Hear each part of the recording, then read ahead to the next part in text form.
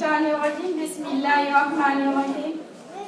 Chères sœurs, chères mamans, honorables invités, je vous salue en la salutation des habitants du paradis, en la salutation de la Rahma, de la Taqwa, en la salutation de la Sakine.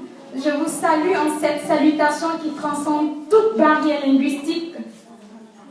Vraiment, je suis émue, je suis très émue de voir toutes mes sœurs voilées comme il se doit. Je suis émue de voir mes sœurs venir ici écouter la parole d'Allah subhanahu wa ta'ala. Je suis plus qu'émue. Vraiment, il n'y a que ça. Oui, il n'y a que ça. Tout est vain, tout ce que nous faisons, les habits, l'argent, les boutiques, les magasins, tout ça est vain. Car nous allons un jour quitter ce monde, être dans une tombe où nos mères, nos pères, nos maris, nos enfants, tout le monde nous abandonnera à ton sort. Oui. Hamdan kathiran tayyiban mubarakan fi. Alhamdulillahi Rabbil Alamin. J'ai toujours l'habitude de commencer en faisant d'abord la salat sur le prophète, sallallahu alayhi wa sallam. J'ai vu la sœur dire en maintes fois Rasoul, sallallahu alayhi wa sallam, mais je n'ai entendu personne dire ici sallallahu alayhi wa sallam. Mais c'est un respect lorsqu'on dit ou qu'on entend Rasoul de dire sallallahu alayhi wa sallam. Oui. On va faire la salat sur le prophète Muhammad sallallahu alayhi wa sallam. Allahumma salli wa sallim ala sayyidina Muhammad wa ala ali. Allahumma salli ala sayyidina Muhammad wa ala ali Muhammadin wa sallim. Allahumma salli ala sayyidina Muhammad wa ala ali Muhammadin wa sallim. Oui, cet homme qui a souffert, cet homme qui a tout donné pour nous sauver. Oui, cet homme qui a péri, tout abandonné. Nous aujourd'hui, on dort sur des matelas, dans le froid, on a tout ce qu'on veut, mais lui, il n'avait pas tout. Car lui, la seule chose qu'il recherchait, c'était dans l'amour d'Allah subhanahu wa ta'ala. Aujourd'hui, qu'est-ce que nous recherchons, nous? Oui, qu'est-ce que nous recherchons? Nous recherchons Dunya. Mais mes sœurs, sachez que Dunya ne peut pas aller. On ne peut pas avoir les deux à la fois. Tu ne peux pas avoir Allah et en même temps chercher Dunya. Ça, c'est impossible. Il faut faire un choix. Je vois ici mes sœurs s'habiller, porter le pantalon, s'habiller en sexy, se plaquer. Tant qu'elle n'est pas bien plaquée pour elle, elle n'est pas très bien habillée.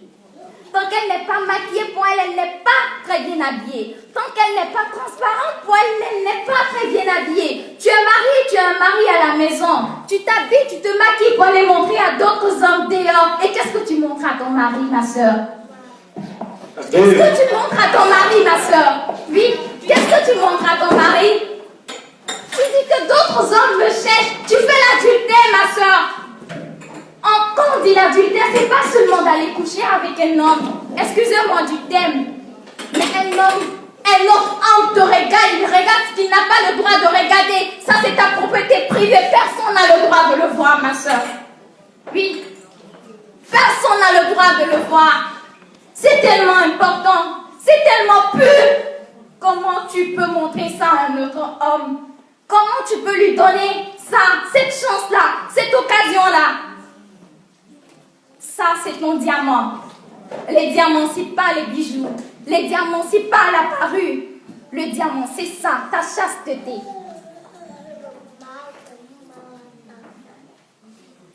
Oui, c'est ta chasteté. Ma soeur, un jour tu mourras. Mais qu'est-ce que tu as fait dans la vie? Tu veux qu'Allah il te donne. Tous les jours, j'ai des problèmes. Tous les jours, ça va pas. Tous les jours, je pleure. Mais qu'est-ce que toi tu donnes à Allah? Tu veux qu'Allah il te donne tous les jours? Qu'est-ce que toi tu as donné à Allah? Pour donner, il faut pour recevoir, il faut donner. Je pense que pour recevoir, il faut donner. Mais qu'est-ce que toi tu as donné à Allah? Il y en a qui ne prient même pas.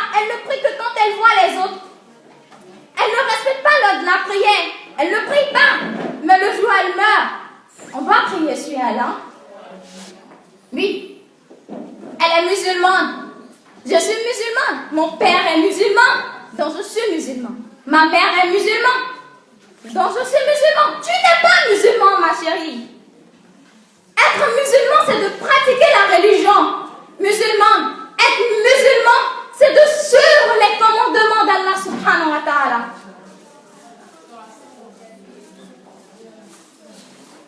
Oh Seigneur, qu'est-ce que nous cherchons quand nous savons que nous allons mourir un jour?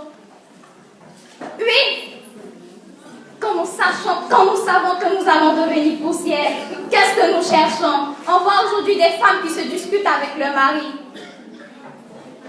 Quand le mari dit ça, elle est là ça à dire. Oui.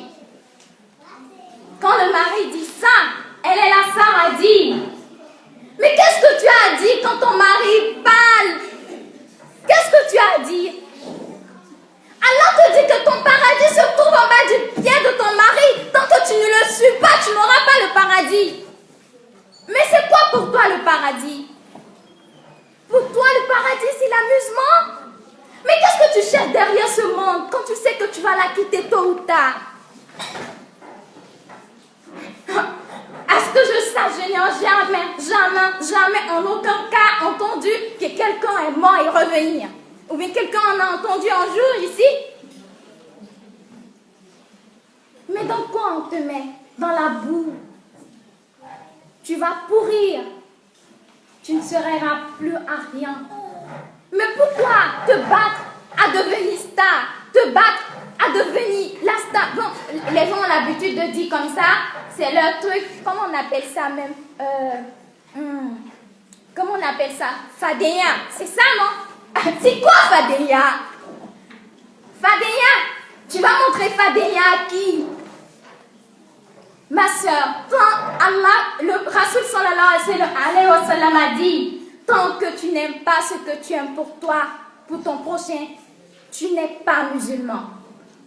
Et tu penses que tu es musulman parce que tu fais la concurrence avec ta soeur?